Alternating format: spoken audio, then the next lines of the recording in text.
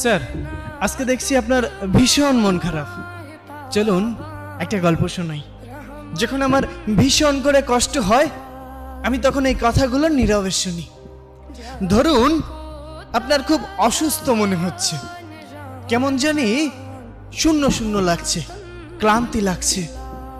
তখন আপনি একজন ডক্টরের শরণাপন্ন হইলেন। ডক্টর আপনাকে অনেকগুলো রিপোর্ট দিল। আপনি পরীক্ষাগুলো করে রিপোর্টগুলো ডক্টরের হাতে তুলে দিলেন। ডক্টর রিপোর্টটা হাতে নিয়ে আপনার মুখের দিকে তাকাচ্ছে, আবার রিপোর্টের দিকে তাকাচ্ছে। তখন আপনাকে জিজ্ঞাসা করলো, আপনার সাথে কেউ আসেনি? তখন আপনি বললেন, না, আমি একাই এসেছি। অনেক দিন ধরেই ক্লান্ত মনে হচ্ছে, কেমন জানি মনে হচ্ছে, আমি জানি না। তখন ডক্টর অনেকটা মলিন মুখে বললেন, হয়তো আপনাকে এই কথাটা বলা উচিত হবে না, কিন্তু তারপরও যেহেতু আপনার সাথে কেউ নেই, আপনাকেই বলতে চাই। আপনি আর 2 মাস বাঁচবেন। আপনার জীবনের সব ইচ্ছা আকাঙ্ক্ষা সবকিছু পূরণ করে নিন। যদি কোনো কিছু ইচ্ছা অপূরণীয় থাকে, আপনি পূরণ করে নিতে পারেন। এই 2টা মাস আপনি এই পৃথিবীকে দেখে নেন। আপনার যে রোগ ধরা পড়েছে, আমি সে রোগের নাম নিতে চাচ্ছি না, তবে ভেঙে পড়বেন না। মানুষ মাত্রই মরণশীল, আজ না হোক কাল ঠিকই চলে যেতে হবে। আপনাকে এজন্যই সতর্ক করে দিলাম, কারণ আমি এমন রোগী অনেক দেখেছি। ঠিক তখন আপনি স্তব্ধ হয়ে গিয়েছেন। আপনার এত ক্ষমতা, এত জোশ, এত টাকা, এত অর্থ সম্পদ কোথায় যাবে? কোথায় যাবে? যত বড়ই শক্তিশালী মানুষ হোক না কেন, মানুষ তো মরণশীল। আপনি রিপোর্টগুলো হাতে নিয়ে হসপিটাল থেকে বের হয়ে যাচ্ছেন। আপনার চোখে মুখে মলিন একটা ভাব।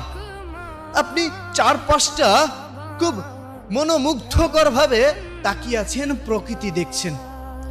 কেমন জানি আপনার এই প্রকৃতি ছেড়ে যেতে মন চাচ্ছে না। আপনার ভীষণ কষ্ট হচ্ছে, দম বন্ধ হয়ে যাচ্ছে। আপনি বাসায় গেলেন। বাসায় যেতে অনেক দেরি হয়ে গেল। তখন প্রতিদিনের মতো আজও বাবা বলে উঠলো, দেখো তোমার গুণধর ছেলে এসেছে, নাও এখন হাত পা ধুয়ে খাবার দাও, খেয়ে আবার বের হোক। সারাদিন তো কোনো কাজকর্ম নেই, ঘুরবে ফিরবে আর বাবার ঘাড়ে বসে খাবে। আপনি কথাগুলো শুনছেন, কিন্তু আজ আর কোনো প্রতিবাদ করলেন না। আজ শুধু নীরবে শুনে গেলেন কথাগুলো।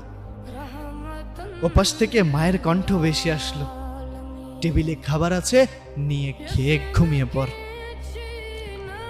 আমি কোনো কথা বললাম না, চুপচাপ টেবিলে গিয়ে খাইতে বসলে।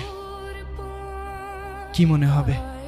বারবার মনে হচ্ছে খাবার এক এক লুকমা যখন মুখে দিচ্ছেন, আপনার কাছে মনে হচ্ছে এটাই হয়তো শেষ মায়ের হাতের রান্না। আপনার খুব ভালোবাসা পেতে ইচ্ছা করছে। চোখের পানি খাবারের প্লেটে এসে পড়ছে। আপনার ঘটনা তো কেউ জানে না। হঠাৎ করেই আপনার কানে ভেসে উঠলো প্রতিনিয়ত সেই আজানের ধ্বনি। আপনি খাবারটা শেষ করে দৌড়ে চলে গেলেন নামাজ পড়তে। নামাজ শেষ করে বাহিরে আসলেন। বাসায় এসে ঘুমিয়ে পড়লেন। সকালে ঘুম থেকে উঠে ফজরের নামাজ আদায় করে প্রকৃতির সৌন্দর্য উপভোগ করছেন। কত সুন্দর পাখির কিচিরমিচির, সূর্যটা কত সুন্দর লাল রক্তিম ধারণ করে আছে। সবকিছুর প্রেমে পড়ে গেলেন। আগে কখনো কোনোদিন এই প্রকৃতি ঠিক এমন করে আপনি দেখেননি, আপনার কাছে এমন করে মনেও হয়নি। এসব ভাবতে ভাবতে আপনি সামনের দিকে এগিয়ে যাচ্ছেন। হঠাৎ করেই আপনার সাথে সেই মানুষটির দেখা হলো, যেই মানুষটাকে আপনি একদম সহ্য করতে পারেন না। স্যার, একটু ভাবুন, তখন আপনার ইমোশনটা কেমন হবে?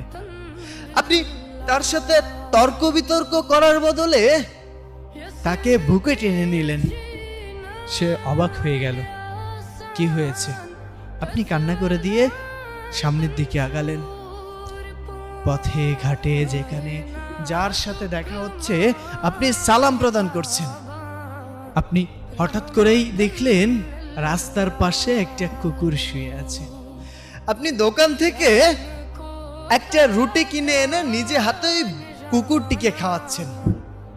অথচ এভাবে কখনোই আপনি প্রকৃতির প্রেমে পড়েননি। আপনি এই পৃথিবী, এই দুনিয়া, এই সৌন্দর্য ছেড়ে আপনি কোথাও যেতে চাচ্ছেন না, কিন্তু যেতে হবে।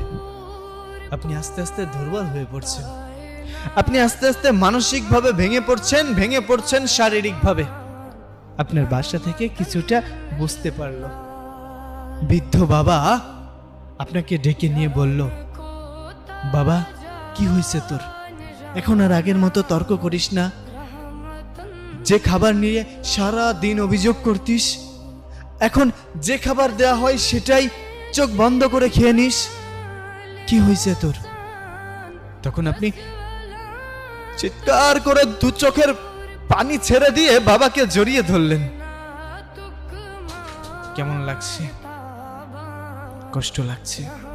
আপনার কান্না দেখে রান্নাঘর থেকে দৌড়ে এসে আপনার মা আপনাকে জড়িয়ে ধরল। বাবা কি হয়েছে তোর? আপনি মলিন মুখে বললেন, মা